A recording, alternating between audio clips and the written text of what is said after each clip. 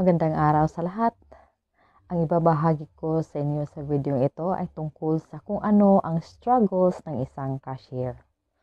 Pero bago ko umpisahan, ako po si Joy Villarmia, dating cashier sa isang pribadong kumpanya sa loob ng 6 na taon. Ito ang kwento. Simula ng bata pa ako, lolo at lola ko lang ang nag-alaga sa akin. Silang nagpapaaral sa akin simula ng elementary at high school.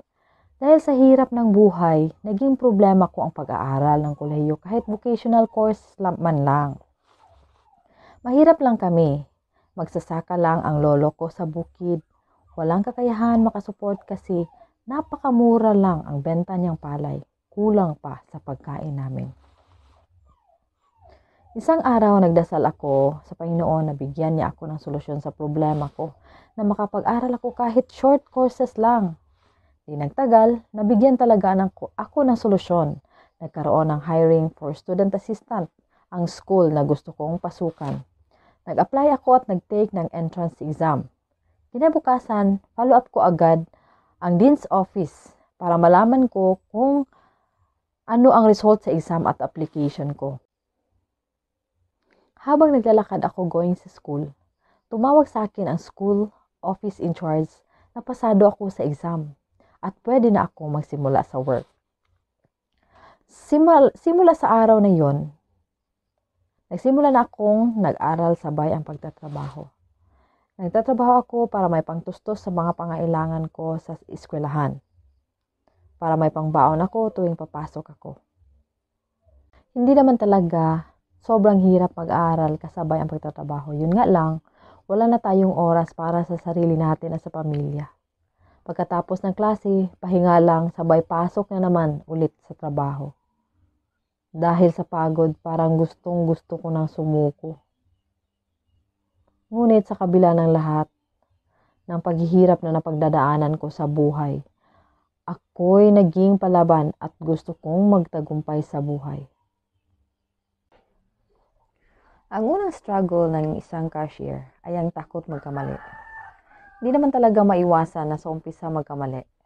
Maging honest ka, huwag kang matataranta. Minsan may ma-encounter din tayo ng mga ma-attitude na customers na nag-feedback sa atin na gusto din natin silang sagot-sagutin para ipakita natin na galit tayo sa ipinakita nila sa atin. Dapat pagdating sa trabaho, maging professional din tayo. Kailangan natin ngumiti at huwag natin dalhin ang problema natin sa bahay. Kahit anong problema na dumating sa buhay mo pagdating sa trabaho, trabaho pa rin. Kailangan natin ngumiti para naman hindi tayo ma-misinterpret. Dapat maganda ang serbisyo natin sa ating customers. Ikalawa ay ang focus. Focus ka sa ginagawa mo, lalo na sa pagbilang ng pera. Huwag kang magmamadali. Minsan, napapagod na tayo. Puyat, kulang. Minsan, kulang pa ang pera na binilang mo. Pag-aralan mong mabuti at gawa ng technique na mas easier ang pagbilang mo. Kailangan masettle mo ng maayos ang cash total na benta mo bago mo i-remit sa superior mo. Iwasan mong ma-short kasi magbayad ka talaga. Be responsible sa trabaho mo. Pag-aralan mo, take note mo, ano mga mali mo sa araw na ito para kinabukasan, ma-improve mo na at smooth ang mga transaction mo. Actually, mahirap talaga maging cashier. Normal sa umpisa magkamali. Pero, pag nasanay ka na, maging okay na ang lahat.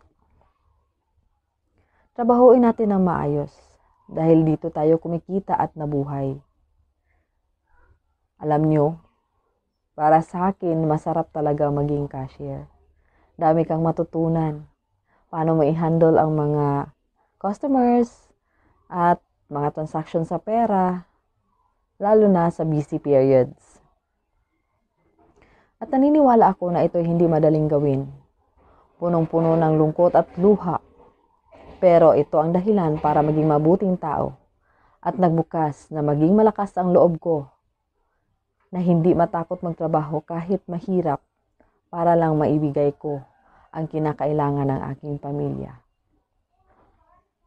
Walang mahirap sa taong nagsisikap at may pangarap sa buhay. Hindi man lahat ay madali ang nakukuha, ngunit lahat ng iyan ay nakukuha kung ito'y pagsisikapan. Huwag mawala ng pag-asa. Anumang kasamaan ang dumaan sa iyong buhay ay ibibigay ng Diyos ng buong tagumpay. Alam kong may natutunan ka sa videong ito. Huwag kalimutang i-follow, like, and share para ma-update ka sa iba pang susunod kong videos. Stay safe!